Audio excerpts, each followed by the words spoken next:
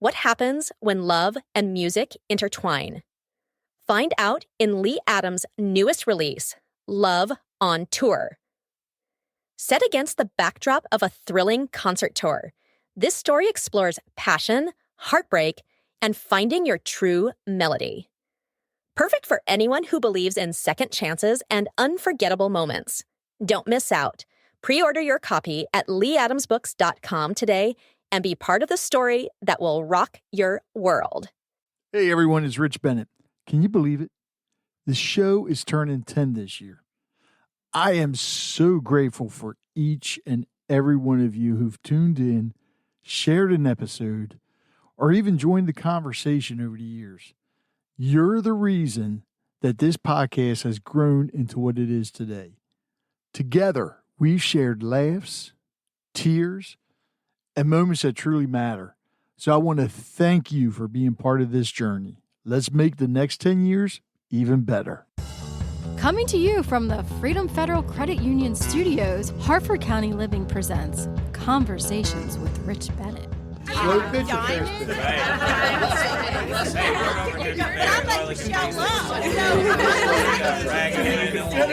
I never played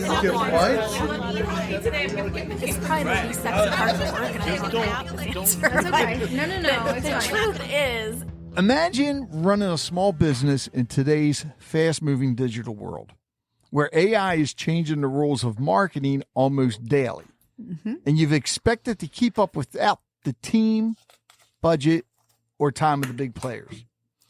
Sounds impossible, right? Well, not if you know Julie Matzen. Julie is a powerhouse in the marketing world with over 25 years of experience working with brands like Sherwin-Williams and Cricket. Cricket, that's the printer Cricket, not Cricket, the cell phone company. Correct. Yeah. She's the founder of Mayday Agency and co-founder of Boarderline, a game-changer platform connecting startup and small business owners to expert advisors, helping them make smarter moves without burning through cash. Today, we're diving into how AI is reshaping the future for small to mid-sized businesses, as well as some other marketing things, and what many business owners are getting wrong when it comes to AI and marketing, and how Boarderline is leveling the playing field in ways that just weren't possible a few years ago. So this conversation is going to be packed with insights every entrepreneur needs to hear. Oh, and did I mention that I'm joined by my co-host, Michelle? Hey, everyone. I didn't, did I? No, you didn't. You left me out. Thanks. Oh, I'm sorry. How you doing, Julie? Thanks for having me on the show. Oh, my pleasure. Before we get into the marketing and everything, one of the things I always like to find out is, especially when it comes to marketing, was that when you were in school, in high school, was that what you always wanted to do? You know, it's funny that you asked that. My senior year in high school, they asked us to do like a vision board, like what you want your life to be, including when you think you're going to die, which I thought was a little dramatic. But anyway, I remember putting that I wanted to own an ad agency and help like kids who don't have the funds or the means to, grow their own businesses. I think that's what I was thinking. I probably a little bit too far when I was 18 doing this vision board.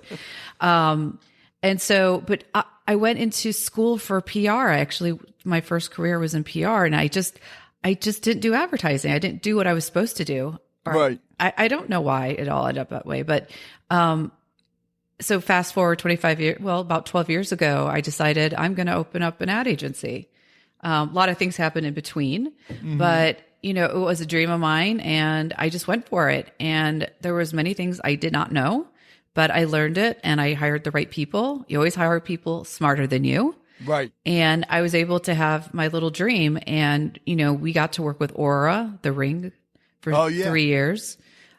We work with Yale Smart Locks. It's like the keypad lock on your door. We work with Master Lock. These amazing companies. And so I never dreamt that this would have happened. So yeah, it's been 12 years in the making. And to answer your question, that's where I kind of started PR. Now, And I take it the ad agency was Mayday? It's Mayday, correct. Okay. But with even running an ad agency, were you still doing PR? I didn't like PR. I don't like earned media. Okay. I like paid media. It was like, I just earned media is just too difficult to measure. It's hard to, show companies ROI. It's stressful. Mm-hmm. So I love the paid world. Okay. Explain to everybody what earned media is. Oh, yeah. So like basically you're pitching magazines to write about you. And right. A lot of people think that if you go on the Today Show, you're going to be a success overnight. No. Nope. Get written up in a big magazine? No. It's repetition and it's years. And what's great about PR though is for SEO purposes. Right. So I always recommend to small businesses, if you do PR, do it knowing the goal is to be more clickable when someone searches you. Right. Mm-hmm. Yeah, that's because I don't even want to mention the names of the magazines, but I'm getting emails all the time from certain ones that want to do. They say they want to do interviews with you, and they'll send questions, and then you have to write your answer. So basically, you're interviewing yourself, and it seems like a lot of them are all owned by the same company. And I did a couple of them, but what cracks me up is I still get emails from them asking me if I would like to be featured. And I even responded back to the ones like, you guys just featured me last year. Oh, we did? Yeah, I think, again, those are so great to do, though, because of SEO, again. Yeah. But, like, I've seen ones where they've asked you questions, you fill it out, and then it asks you if you want to, like, buy the article or get an award for it. And then you're like, oh, okay. But I did do one, and it's been great. Like, the exposure is amazing. Like, you Google my name, it's the first thing that pops up. So for that magazine, yeah. For that magazine. So yeah, it was with Authority on medium.com. And it was an article where I really just put it all out there about my history and some really deep personal stuff. And it's the first thing that comes up. Well, and I think that's where a lot of podcasters are missing the boat as well. Because a lot of podcasters will record the episode, they'll edit the audio and video sometimes and just post it. They don't create show notes. They don't create a blog post or anything. And if they do, they don't make it very SEO friendly. And they have to, because that's, again, when you search up somebody's name, if you do it correctly, it's going to pull like you up tied into the podcast and vice versa. And, especially with those magazines, you're right, the SEO does help. But then you got to look at versus advertising, how much business do you get from it? Advertising always wins. Yes. Yes. And you could make your advertising look like earned media. I've seen that a lot, actually. Well, for example, I like that, to be honest with you. I mean, on TikTok, people are just taking clips of their podcast show and using it as content. They probably don't even get concerned about podcast numbers on different platforms. They're using it as content. And then you can boost that content like on Instagram and sponsor it. Now, all of a sudden, it looks like an editorial piece, but you paid for it to get out to the people you want to. Right. So it's just how you look at, like, I always look at, like, what's the end goal? And then you go in backwards. A lot of people just start slapping stuff up and trying everything. And, you got to be very clear about why you're doing something, because you could waste a lot of time. Oh, yeah. So, all right, you have Mayday Agency, and then Boarderline came afterwards, right? Yeah. So it was Mayday. And then we started our own production company called On the Fly. So now we offer our clients TV spots and photo shoots. So that happened. That was the second part. Oh, wow. Yeah. Because we're like, why are we hiring production companies? We could do this ourselves. Right. So we've always, we just have a team we've worked with for so long that's just so dialed in. And working with Mayday, it's big brands. So it's big budgets. And everyone that I work with, it's a partner model. So I've never had an employee in 12 years. We were all remote, no overhead. And it was like, until COVID happened, it was hard to explain. Right. And now it makes sense. Clients love it. They just love it because they're getting, everyone on my team were all 20, 25 years plus, left agency world to do our own thing. So we get our hands dirty and we do the work at a price that companies can afford. Right. So in looking at that model, how do you take it and make it accessible on a mass scale? And that's how Boarderline kind of started. It kind of also came in the idea of like helping women, small business owners they're kind of scared to ask the questions. They're scared to raise capital. They don't know what they don't know and they get stuck. And so also wanted to create an environment where it was easy to go to and find an expert and chat. So, and often, even in the agency world, I've found myself being a therapist with my clients. Yes. Oh, yeah. You know, because if you think about it, you're in the safe zone. You don't work there. It's like having a therapist or a lawyer, client confidentiality. And it was always like I was helping more than just with their advertising or marketing. I was like, okay, this is what I think you should do to advance your career. This is what I think you should do. Write this letter. So I was like empowering some of my clients. And this is more the smaller clients. This is not the big brands. And I thought, oh my God, I'm a therapist. So that's also the other reason why Boarderline was born, was to give people 30 minutes or an hour at an affordable price to get the expertise they were not going to get anywhere else. They can't hire an agency and they can't hire a CMO or director of marketing. They just don't have those kind of budgets. I'm going to keep quiet here for a minute because I see the gears in Michelle's head just turn. So Michelle started her own Hold on, I have marketing I have firm a fun t-shirt on a year ago. Oh, cool. Yeah. So yeah, when you were mentioning all that, I'm just watching Michelle. I'm like, okay, time for me to shut up because I know Michelle's got questions. So we actually specialize in local small business, and then we help nonprofits as well.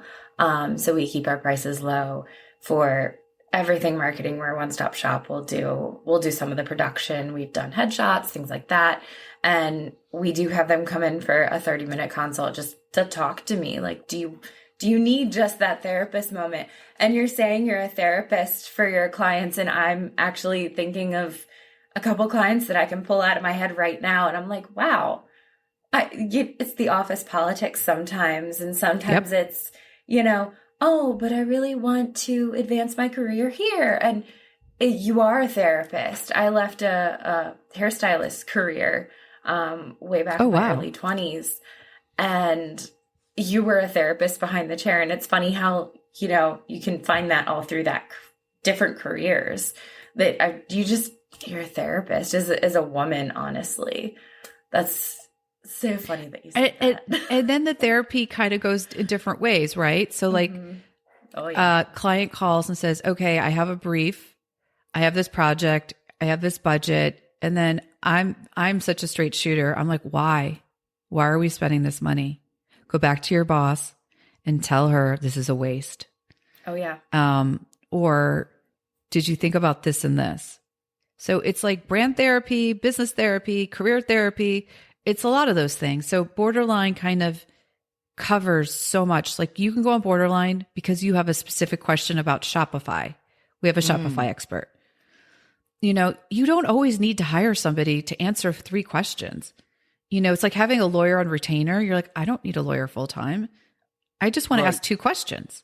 Yeah. And for $300, if I talk to the media expert on Boarderline, like Google Shopping, Google search, you're like, oh my God, why am I spending $10 a click? What am I doing wrong?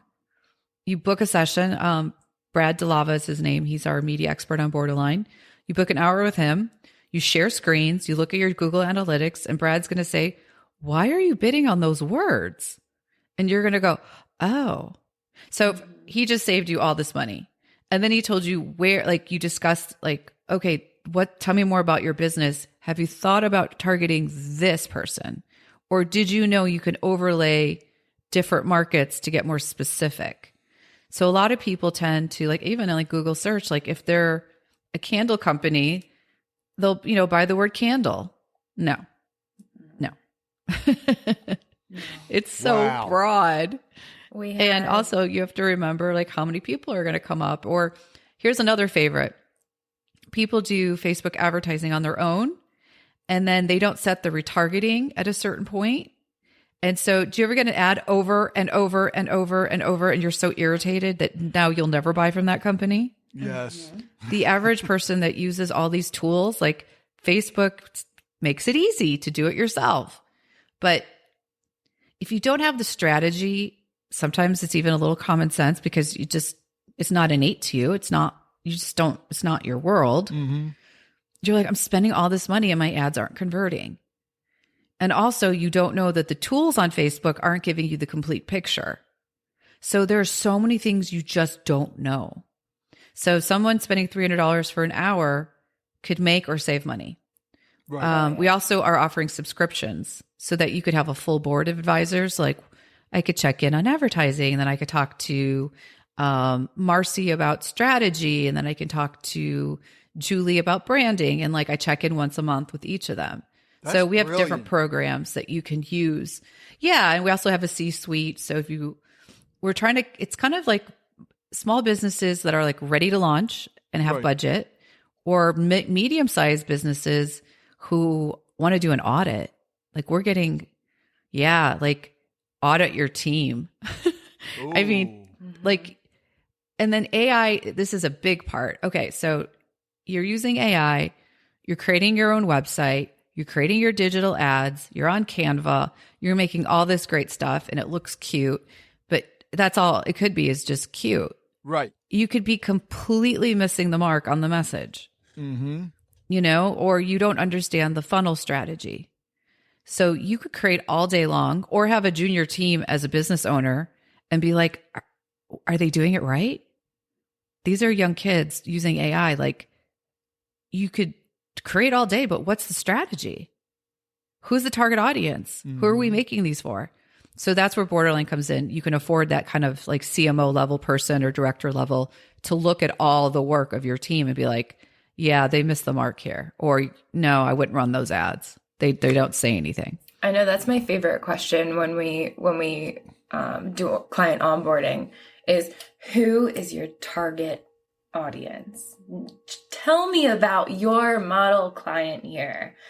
And my favorite answer is, everyone. I was going to say that. Everyone. No, that is not the right answer. No, it's not. No. It's like, do you ever see Shark Tank when they're like, it's a $2 billion marketplace, and it makes them upset every time someone does that? Like, I'm like, watch the show catch on. Because throw a big net out there in an ocean and see what happens. No. You'll be fishing for a while. Yeah. But go to a pond that has like 1 million fish that are your fish, and all of a sudden, now we're talking. Right. So to your point, you're absolutely right. Yeah. They think anybody's a customer. And also, I don't know, depending on your product, I always tell people, don't be all things to all people. Say your product is for one group, one specific person. Be really good at something and then expand later. Yeah. Like, I can't say Boarderline's for everyone. I have to position it very specifically who that person is that needs it, and of course we're doing some testing to see what messages resonate. Like A/B testing is really important. Yeah. Oh yeah. Here I am who gives counsel to brands, now creating my, own startup. So I still have to look at this as like, I'm a small business owner now in a different way. And so I myself is like, what's going to resonate that you can get your own board of advisors or a therapist? So we're running an ad campaign that's going to have both messages, and we're going to see what resonates. I'm an expert to a certain point, but you don't know until you test. That's why market research is so important. Yeah. And we have a great market research person. Her name is Janet on Boarderline, where you can she'll coach you through how to do a survey, because surveys are really important. People just you got to do your homework. Because if you're going to spend $10,000 on an ad campaign, you better know what message people are most interested in, like what's going to hook them. People forget the website has to connect to the ad. I could do this for hours, so I'm going to stop now. No, you're good. It's wonderful to hear someone else say all of the things that I have been trying to, not necessarily, I don't want to say beat into clients, but just someone else say it, because I feel like I just am a broken record sometimes, just saying it and saying it and saying it. And that's why, no, what you're paying a marketing agency for is not creating one graphic. It is the research. It is the homework portion of all of that, the testing, the research, the telling you who you're actually supposed to market for, because everyone's not a client, and all of that, like culminating into a full campaign. And that's what they see are the cute images. And you're like, no, it was everything behind those decisions that made that image, whether they're cute or, asking a question, whatever they need. And then you're like, oh yeah, well now we need to progress down that funnel. Well, why? The top was cute. And you just sit there and like rub your head. But I love hearing you say it. It's so nice to hear someone else say it. It's really hard to explain to somebody this upper funnel, mid funnel, and bottom funnel. But if you can, if someone were to book me for an hour, I could spend 1 hour explaining it, and it would make all the world a difference. There's different points of your sales cycle, and there should be different landing pages that support it. Oh yeah. And people also, even big companies do this. They use their website to sell, but people go to Amazon to purchase. So is my website e-commerce or is it education? And it can be education, and that's okay. It doesn't mean you're failing as an e-commerce. You have to look at the right tools of or people are shopping. People make this mistake on social media, right? Like you're selling something. I mean, honestly, there's certain products, why am I going to follow you? I already bought it. Right. Why I don't really need tips. It was a simple object that I bought. I don't need your content. But when I was shopping, I wanted to see your social with all the different colors you offer. If it was like a home decor item, it looks good in this environment, that environment. Okay, now you've got my attention and I can shop. That's why the grid is important, I think, for Instagram, for brands. You think of it as shopping, but creating content to create content's sake, and you're a product that's like a, I don't know, candle. I keep going candle, but how much, what are you going to do? Just light different candles and show videos? At what point is it, Well, and how much, sometimes you don't need, sorry, Rich. No, go ahead. Sometimes you, like you were saying before, you specialize in certain things, and you don't need to specialize in everything, because then you're not specialized. I know we've specifically, recently we had a client and they used the lovely word viral. And I was like, no, we don't promise that. We don't touch that. Personally, our agency, we don't do TikTok at all. We don't mess with it. Viral doesn't equal money in your pocket. No, it doesn't. And I don't touch TikTok personally, professionally. It's just not something that we want to tangle with. And I've never done it, so I don't specialize in it. Don't touch it. This client had a really, really lacking Instagram. And for what they need, they didn't need an Instagram. And they had a small budget because, that's why they were coming to us. And I was like, we can get your Facebook heading to your website. We can get Facebook doing what we need to do. I think we need to ignore Instagram. You don't need an Instagram right now. And that was such a shock, because I think out there, a lot of people are, hearing the advice of, you need a Facebook, you need an Instagram, you need a TikTok, you need all this. You need them all. And I'm like, you don't need it all. You need one that does really well. You need ads. If you're not a content producer, you need ads. Something. So I often say, what benefit Instagram, for some people, it's a must. It's like having a sign on your store. Oh yeah. It's kind of like a block and tackle. But it's almost like you just have it to look professional and legit. To an influencer is going to check you out, or an investor is going to check you out, or a partner. So it's just smoke and mirrors to look button up, but to invest in somebody to post, like constantly creating content all the time. Who are you talking to? You're not talking to new customers. Mm-hmm. So I always say, if you're going to have an Instagram page, use it as like your showpiece, your lookbook, your, product shopping. But don't look at it as like, oh my God, I have to post every day. I have to post something really interesting or reshare something on stories. No one cares. Focus your time somewhere else. Yeah. I want to go back a minute because you were talking about how people will see all the Facebook posts and everything about products, but then go somewhere else to buy the product.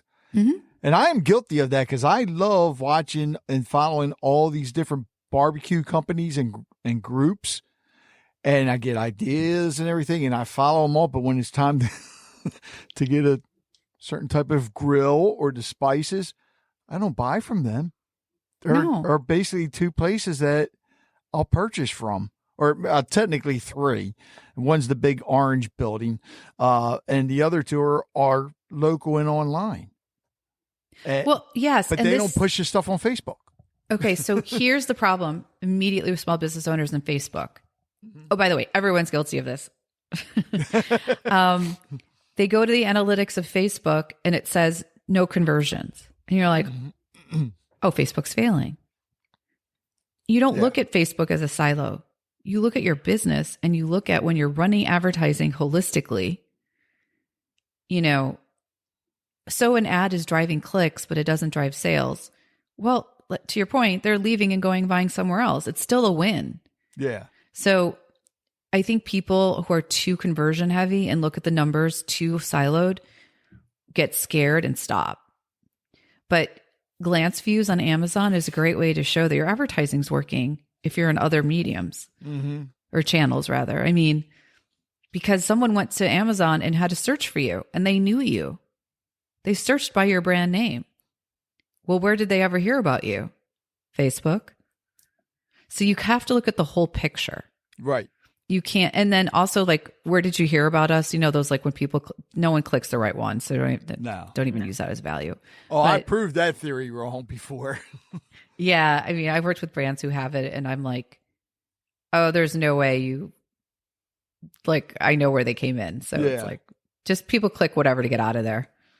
Yeah. The funny thing is, and I've shared this story before, but I did this with a car dealer when I was doing radio sales. It was a brand new radio station. And I just told them, I said, they never heard of us, so they didn't want to advertise. I said, well, do me a favor. I said, for the next couple of weeks, when people come in the door, ask them how they heard about you. And when I went back, they thanked me for running an ad for them. I was like, what do you mean? He said, well, everybody said they heard us on your radio station. We never ran an ad for them. It's because it's the last station that people were listening to when they came in. People don't always remember where they seen your ad. Nope. Or whatever, but it does help. If you weren't advertising on any other stations or whatever, chances are nobody's ever heard of you, or very few have heard of you. If you're not advertising about your product or your services, then a lot of people aren't going to know about you. What we're doing right here is a big form of it, a big type of it as well. And people are missing the boat on this as well. Well, also, you can do things, you could drop breadcrumbs to test something. Like if you're a local store or flower shop and you advertise on the local radio and it's like, okay, at the end of the commercial spot, you go, when you come in, say the word tulip and you get 20% off. You'll know it was from that spot. Well, yeah. You gotta, if you want to make it measurable, you gotta be creative. You gotta get creative and you gotta offer people incentives. We don't do that enough. Like on Boarderline, we have gift cards and I've been giving people gift cards. Like, go book an hour with someone, try it out. I mean, we still compensate with the consultants and pay them, but Yeah. I mean, no, there's not like a button, go get a gift card on. No. No. No, this is not a free for all. Let me be clear. But in beta, we're just using it as a way to like test. Okay. Yeah. I know we haven't even talked about everything that Boarderline offers. And as you were talking to Michelle, I'm going through your website and I'm like, holy cow, any business that wants to start up, you guys basically provide it all. Yes. And the one that's really blew me away, and if you can hit on this a little bit, I think it's very important because you see a lot of people that'll start a business and they don't do this, and that's a business plan. Yes, they don't do a business plan and they jump into execution. Uh-huh. And you guys offer that. Like, yeah. So like, you don't know what you just don't know what you don't know. Mm-hmm. So, you start with an advisor who we offer like startup checklist. Mm-hmm. And then we offer companies that just need advertising ready to go. So like in the startup world, we like to have it be like an hour call where we ask all the questions like, okay, so do you have a business plan? No. Okay, stop where you're at. Stop trying to build a website on Wix and put together this business plan. And our a portal that we've been working on, which is launching in a few weeks, there'll be an area where the advisor is going to probably upload a worksheet and say, here are all the things you need to answer. And like, answer these questions and book me again next month and we'll go through the answers. So you can use your session to brainstorm, look at creative, look at copy. That's your hour. You can do anything, you can ask anything. But I think for startups, it's going to be the advisor asking the questions. Like, why are you spending money? Or a big one. Did you go on uspto.gov and see if somebody else has that name? Because when you get a cease and desist letter, you're going to be really like, uh-oh. Oh, yeah. Or you go and hire a lawyer and spend all this money setting up your S Corp when you could do it on LegalZoom for $300. See, and I think a lot of people don't, I don't understand. People, they say, why would I spend $300 on LegalZoom and where I can just get a lawyer? Well, a lawyer's going to cost you a lot more than that.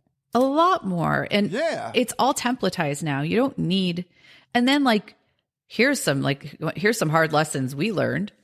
In like the state of California, if you hire somebody 1099, very specific rules. You have to take taxes out and pay employer tax. Small businesses can't afford employees. They get freelancers.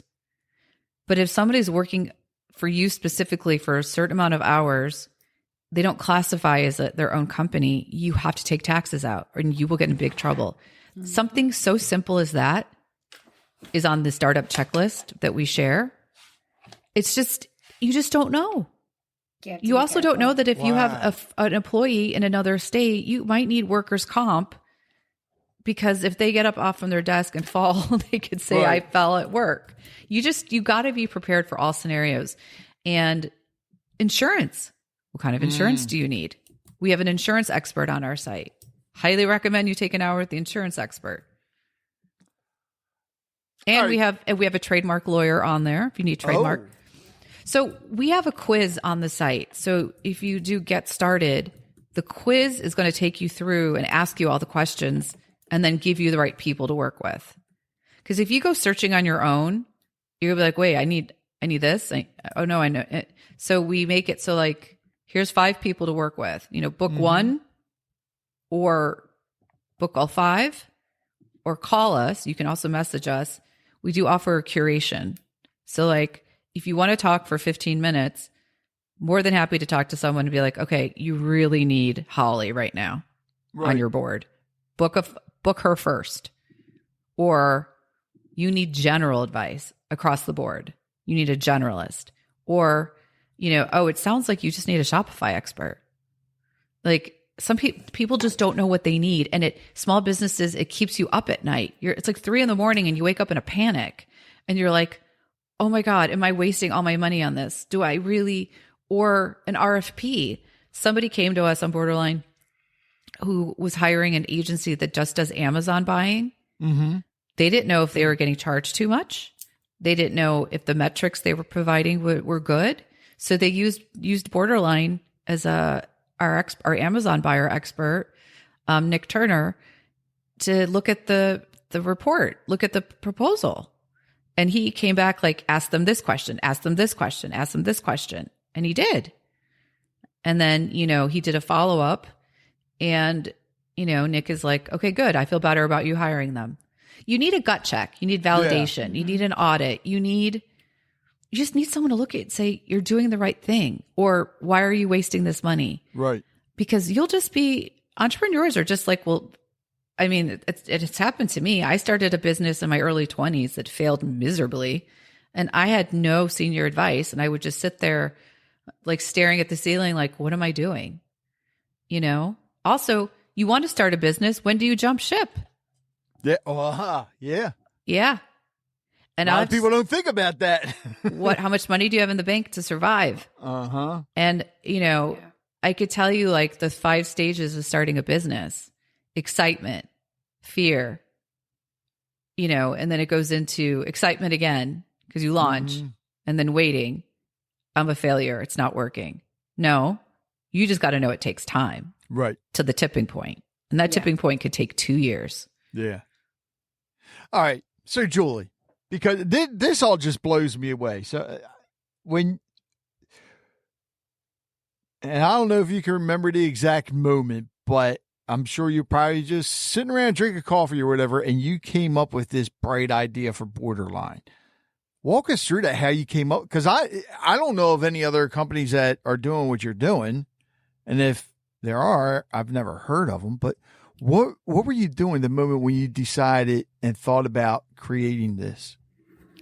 Okay, I was like, we should do seminars and help women. So we did. Mm-hmm. We did a seminar. It was 10 women, and I used some of their 3 people in the audience, and we did like a brand session. And I was like, how do I make this available to everyone? Because you can't have seminars all the time. Right.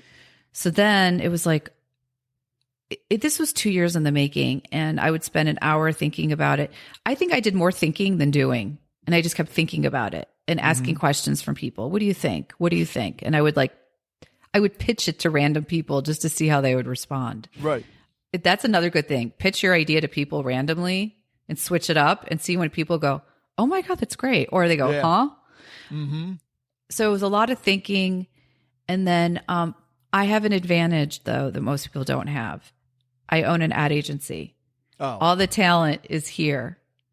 I have the best creatives. I have the best web designers. I have the best everything. So we collectively, as a group, cloned ourselves online. And then when I started talking to my network of 25 years, a lot of consultants that I was meeting left their jobs, but still want to talk. They don't want to do the work, but they want to talk. Mm-hmm. I was like, do you want to join the platform? Next thing I know, we had 30 people, all like top notch. So we just worked on the website little by little. Again, it took a long time, but I had the time. Yeah. I wasn't in a rush. I think people are just like, I have an idea. I'm going to quit my job. I'm going to do it. No. Take your time. So, how long ago did you start Boarderline? Well, in my head, I thought about it for like 7 months, if that counts. I don't know if that counts. I think that counts. We started really putting the website together, and we did the thought process. We started last August. So really? Yeah, it's taken a minute. Well, it's the chicken or the egg. You can't have customers if you don't have consultants. We call them advisors, by the way. Because, if you go to Boarderline and there's 3 people, you're like, oh, this doesn't look good. And also, we're very clear, Boarderline is not a marketplace. Right. You have to be approved and vetted to be on there, or else we're not maintaining quality of service. Exactly, yeah. This isn't Airbnb, where I could go to every... If this was Airbnb, it would be because I went to everyone's house and said it's a great house to rent. What's been the biggest challenge so far? Or has there been? Oh, yeah. The biggest challenge is I'm really good at offering advice, but when it's your own thing, I can't see the forest for the trees. And then I'm like, this is what it must feel like. I've pivoted. We've pivoted like 8 times already. Right. That's another thing. People don't pivot. You have to pivot. You do. You think you know, you don't know. Yeah. And you got to listen to people. All right. You So know. when it comes to advertising, I've been doing it. Jesus. Rich is my mentor, by the way. For- He helps me through everything that we've been through. We hit a year in June, so we're not far ahead of you on Boarderlines there. But Rich is my mentor and my wonderful advisor in my business. So I've got him on my side, which is awesome. He's your Boarderline guy. Yep. He is. He really is. And I have a few other advisors, but he's my favorite. I never thought about it. Everyone should have a board of advisors, but most companies can't afford one and they don't have equity. He knows my husband's family, and, he kind of, adopted me through that. So he stuck with me. I inherited her. It's like, oh, God. He did. Everyone needs a mentor because you get He stuck. Thank you My for wedding. saying that. Yes. You get stuck. Everybody does. Everybody does.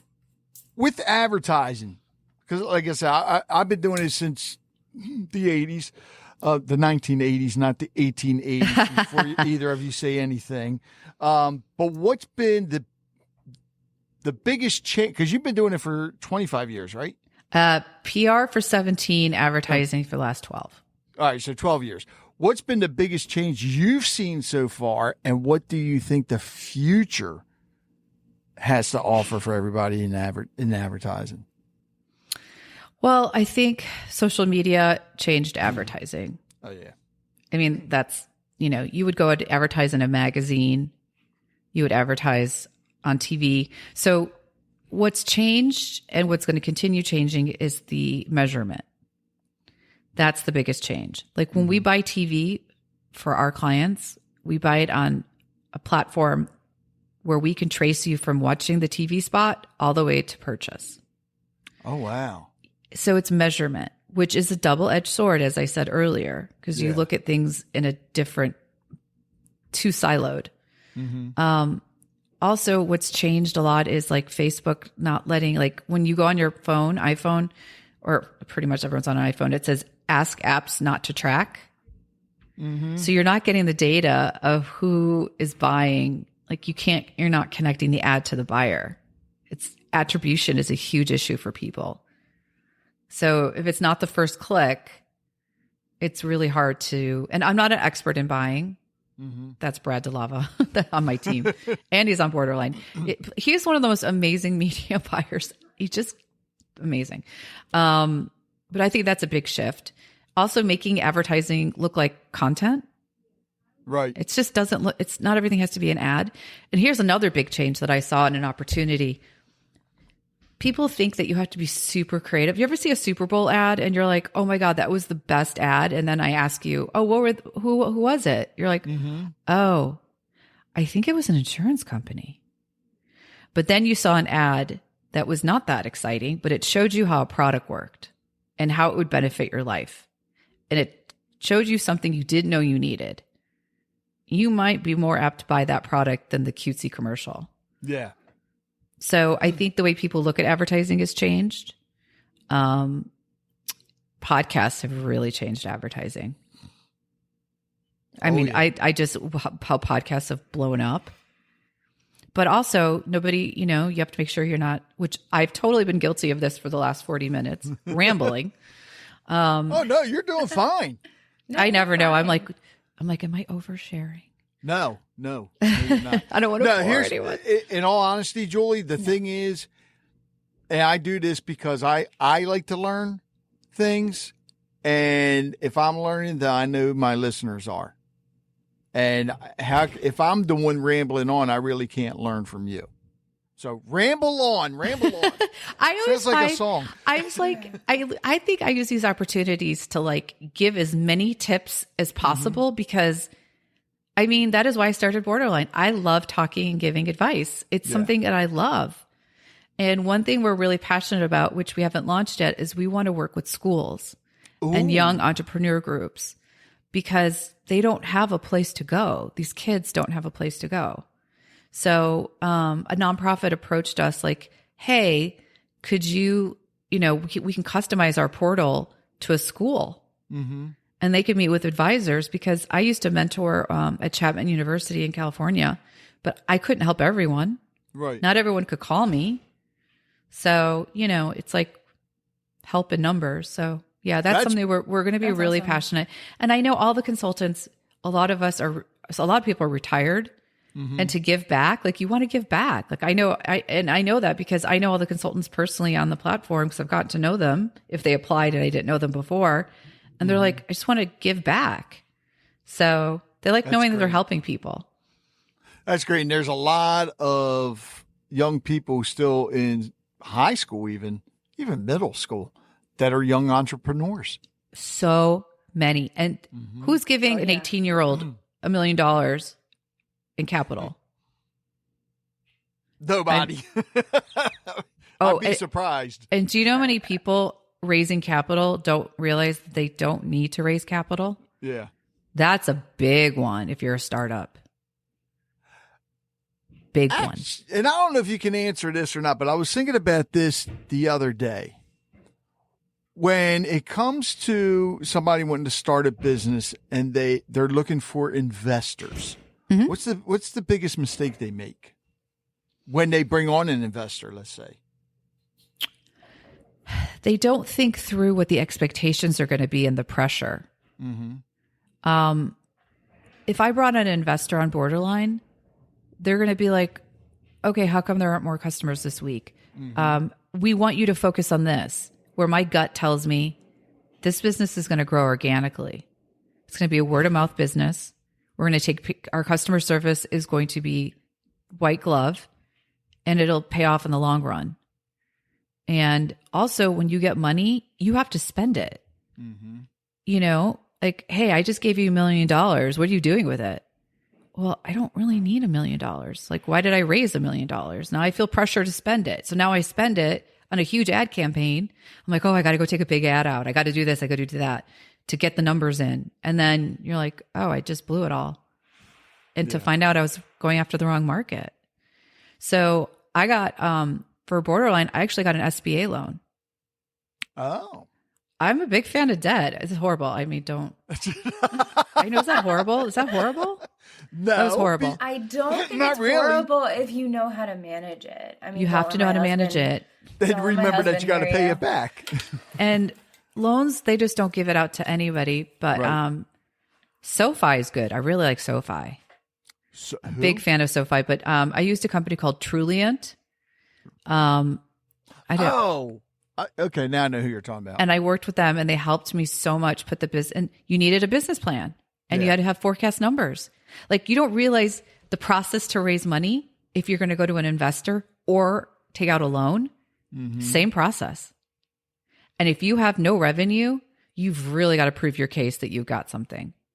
So it's not easy either, but you got to bootstrap as much as possible because every time you raise capital, you're diluting yourself and everyone you brought on. I think sometimes it's great to ask for people to give their services for a little equity. Maybe it shouldn't be investors you're pitching. Maybe it's an advisor. Right. Or somebody that does the work. Like, hey, I need a media buyer that knows what they're doing. I don't have $8,000 a month to pay you. Can I give you some points in my company in exchange for free services for 6 months? I mean, there's different ways to get creative, to get money, to get, time is money, but you need manufacturing. It depends what your business is. Every business is different. Right. If you need capital, I think it's because you're in a position that you need to accelerate, not start. You got to do a lot of it yourself. And not to give credit to Boarderline, but I mean, this is why we created it, to give you the expert advice you can't afford. so you don't make mistakes. What if somebody wants to become an advisor with Boarderline? What do they do? They can apply. There's a link on there to apply. Oh. Mm-hmm. But you, I take it you research them thoroughly as well. Well, if we don't know them, because our Right. network is pretty, like we have former clients on Boarderline, by the way. Right. We're getting to the point where we just got some people to apply that we don't know. So we're doing like trial runs. Mm-hmm. Like, how are you on camera? What kind of advice are you giving me?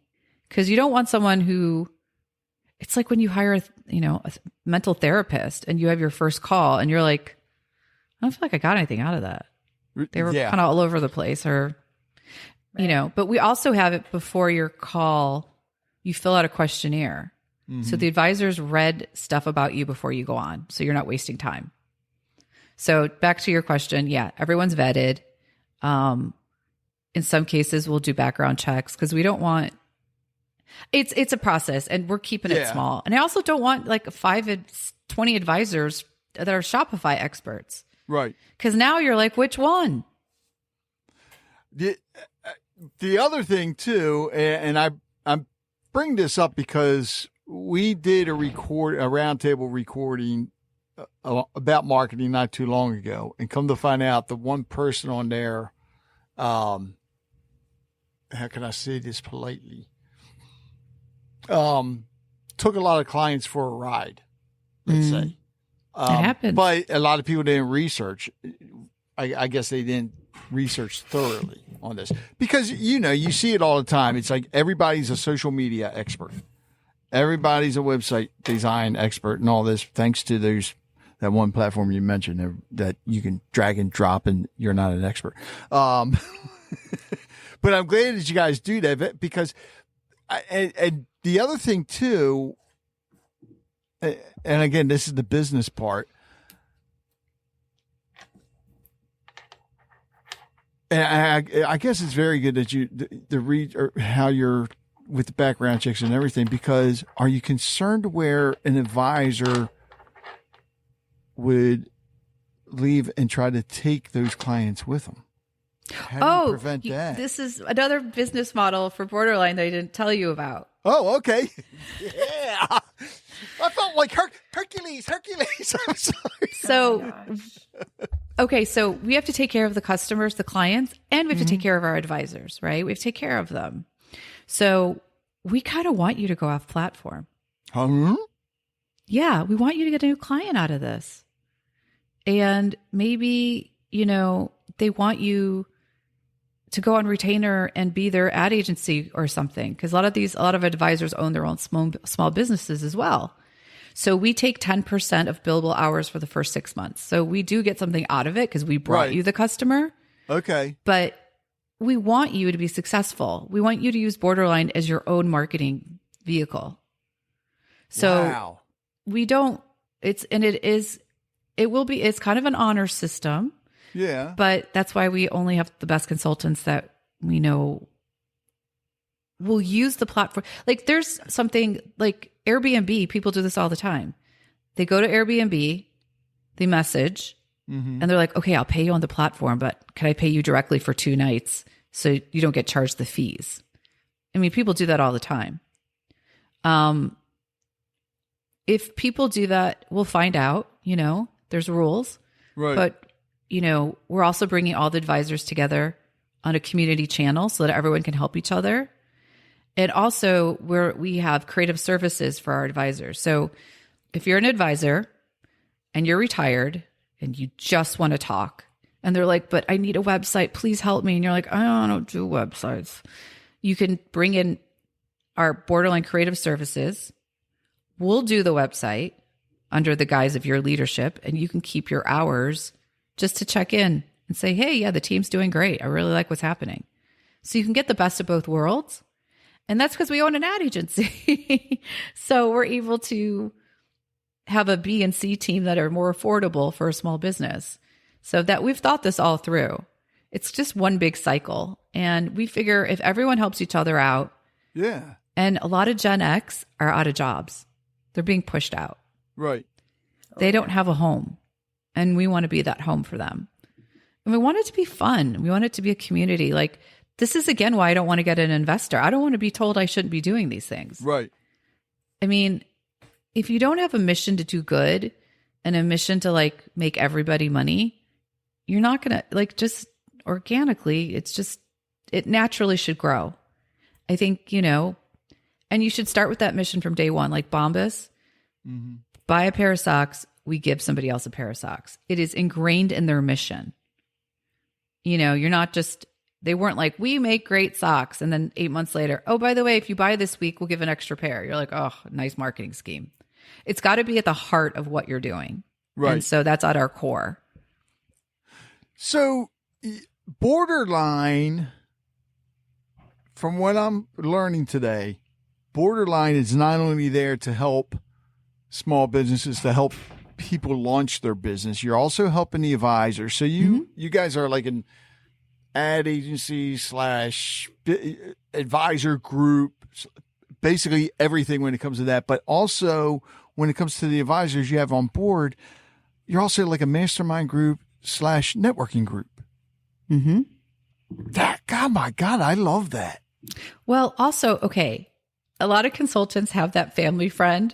Yeah. Where they're like, can you help me with my business? Can we just talk? My cousin, can you just talk to her? And you're like, oh, I'm so sick of talking to people for free. It's annoying, but I don't want to ask for money. Yeah. I'll send my Boarderline link. Book me here. Oh, by the way, we take 15% from consultants. It's very low. Industry average would be like 25%. Yeah. Wow. Because we want you to use it. Like if we take 25%, you're not going to want to use your link. All right. Any other surprises for us? No, the business is very multifaceted and it's a little confusing, but we're trying to create value at every point in the journey. And Boarderline is like a lead gen for everybody till you find your home. And then we offer all the services of what you need going there. Otherwise, it's a marketplace, and that's not what we want to be. Right. Actually, because of everything that you guys offer, and here it is, we've only talked for almost an hour, and oh my God, I'm just blown away by everything that you guys do. Have you guys thought about starting a podcast for it? We did. What? You started it or you thought about it? That's why I have the microphone. Oh. And our first, wait, you're going to laugh. Our first podcast, we interviewed the girl that helped us set up our podcast to help other people set up their podcast. That's brilliant. We haven't put it out yet. There's a lot of marketing. I'll be honest. I'm running an agency. I can only work on Boarderline in like little increments. Like, if the whole team works on Boarderline, but client work comes first. Yeah. So should we be further along? Yeah, but it is what it is. Oh, you got to let me know when the podcast launch. Well, I think we're going to use it more in ads. Like I told you, that strategy. Yeah. I don't know that people will follow us. I don't know. Oh, I think you'd be surprised. I mean, it'd be great. It'd be fun. I love it because I love giving tips. I don't know. It's fun. If you look at marketing podcasts, it's amazing the following they get because people always want to learn. Which is why a lot of people listen to podcasts first of all. But yeah, tips. Oh my God, people will listen to tips all day long. Yeah, that's what I kind of thought. And so we're doing a lot of like fire chats in the sense of like where I'm doing. I stole this idea from plastic surgeons because they do these. Do you ever see these where they're like microneedling or, this product? And they're like microneedling. So like I kind of want to we're doing stuff like with the media buyer with Brad, like Google shopping or Google search, like just like fun, like what's hot, what's new, like a scale 1 to 10. How much do you like this platform? That's a 4. So, but they're quick because people have the attention span of a gnat. Like I have the attention span. That's true. For someone who's babbling for an hour, I have the attention span of a gnat. So I've ruined myself on TikTok. Like I'm obsessed. And because I'm getting so much content, I'm just absorbing it. So I also run it when I'm sleeping. I'm hoping I'm like learning while I'm sleeping. But anyway. That's not a bad idea. No, it's probably why I have insomnia. Jesus. Gosh. All right. So the last thing. Go ahead, Michelle. No, it's okay. I had someone tell me, I guess it was about 2 weeks ago, they were like, if it's not entertaining, then why is it being created? Correct. And same goes for ads, same goes for any type of content. If it's not entertaining, why are you putting it out? Or you have to cut to the chase. Yeah. You cannot do like a huge speech with nothing. and then they go, let's get into it. No, it's like 5 things you need for an ad. And then you see the graphics. 1, 2, 3, done. Piece is over. Nobody has time to hear a preamble. Mm-hmm. No. All right. So one thing I want to hit, because I mentioned in the beginning, we really didn't hit on it a lot. What effect do you think that AI will have on small to medium-sized businesses? Well, AI is only as good as the information that we share as a society and put into it. So at what point is the AI tool going to give everyone the same website? Because you're going to go in and say, create a website like my competitor. Now you look like your competitor. And your competitor's like, oh, great. You know what I mean? The prompts are really important. Yeah. But video and photography is not there yet. You know, you could ask it to make you something, and then you're like, oh, I still have to edit it, or I still have to do this, or sometimes it's just easier to start from scratch. Or, you know, again, it's other people's ideas that are in the data. Mm-hmm. It's not fresh and new. So start with the fresh and new, and then use AI to create it. Don't ask AI to create it for you. No, you can't do that. No, but that's what people are doing. Create me an ad. Yeah, they are. And you can tell. I mean, you look at some of these ads, you can, especially if the images, you can tell if it's been AI created. Now, granted, some of them are getting very good to where. Oh, it's going to get amazing. But again, the AI is only using what it knows from people who have shared stuff in the past. So it's searching the internet. It's not unique. That's what it's doing. It's not unique. No. That's why you will always still need advisors. So I feel like Boarderline is AI proof in that kind of a way. Oh, yeah. So, Michelle, before I get to my last question, do you have any? Well, actually, tell everybody the website. God, I didn't even think about that. That's important. Oh, yeah. Bad marketer, me. Yeah. And it's board, like a board of advisors, not like a border. So it's the Boarder, BOARDLINE.co. Yeah. What is the .co thing? Is that new? Because every URL in the world is taken. Well, and that's true. I realized that a URL is if people find us, it's because of an ad or someone sent them a link. So I'm not concerned about it. Oh, I knew that. Is it an annoying URL? Is it bad? Yeah, it pretty much is really bad. But, you know, at that point where you're like, I have to make a decision and I got to buy something. Because you could overthink it for weeks. Yeah. Like, just buy it. And what's the worst that happens? We have some money. We buy a better name from somebody else and I just redirect it. Yeah. You don't have to be, no one has to be an A+ out of the gate. You could be a C and work your way up to an A. People are scared to launch until things are perfect. I'm guilty of this, but it's my background. The other thing too is if you're at 100% or A+, where else can you go but down? Yeah, I mean, when I started Mayday, I had $5 in my bank account. $5. Wow. Mm-hmm. I bankrupted myself with my first business in my 20s. So when I quit my job, I just walked out because I'm mentally drained. I was in a bad place. And I was like, well, I have nowhere to go but up. There you go. Michelle, you have any more questions for Julie? No, I'm good. Just to say congratulations on coming from that. I actually got let go from my job last year and then 4 days later filed our LLC. So totally get that Sometimes getting pushed out is the door you need to walk through. I tell people that all the time. Mentally thank them. I'm like, thanks for lighting that fire a little bit faster for me, because that's where I'm at. So just say a little prayer, send it this way, because we're in those this first year and a half. Well, call me offline. things. Look, we could chat. I mean, 12 years of this, I could give you some tips. We had a group lunch. Or you could book me on Boarderline. I had to say that. I'm just joking. Call me. I will. So, Julie, we had a group lunch yesterday, and Michelle told us how she's going to be doing an open house. And I suggested that she send a letter to that company that fired her, thanking them, first of all, for letting her go, because if it wasn't for them letting her go, she wouldn't be doing what she's doing now, and to invite them to the open house. I like that. See, Michelle? You know why? I bet you they hire your services to outsource partner work when they can't afford to hire somebody. Oh, there you go. All right. That could be so, a thing. what is the next big thing for Julie?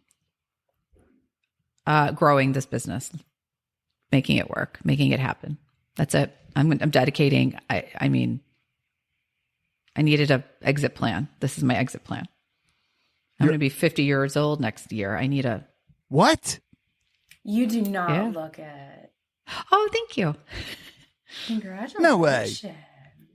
Yeah, next year I'll be 50. So I had to think of like, how am I going to make money when I sleep? I can't be 65 giving people Facebook advice. No one's going to listen to me.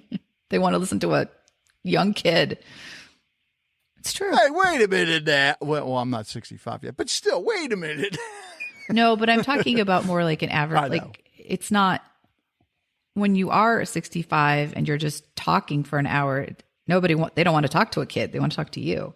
So that's I want to put myself in the value opportunity, not in a, please hire me, even though. Right. But that's what filters are for when you're on camera. Blur out any wrinkles with the light filter. 65, all you're going to be doing. Well, I'm already getting them now. You're going to start getting the phone calls about Medicare. Yeah. And also like when you have your own business, like, there's a 401k. I mean, who's matching it? Me? Yeah. Yeah, so that's true. I had to come up with something that was going to continue beyond me being somewhere every day.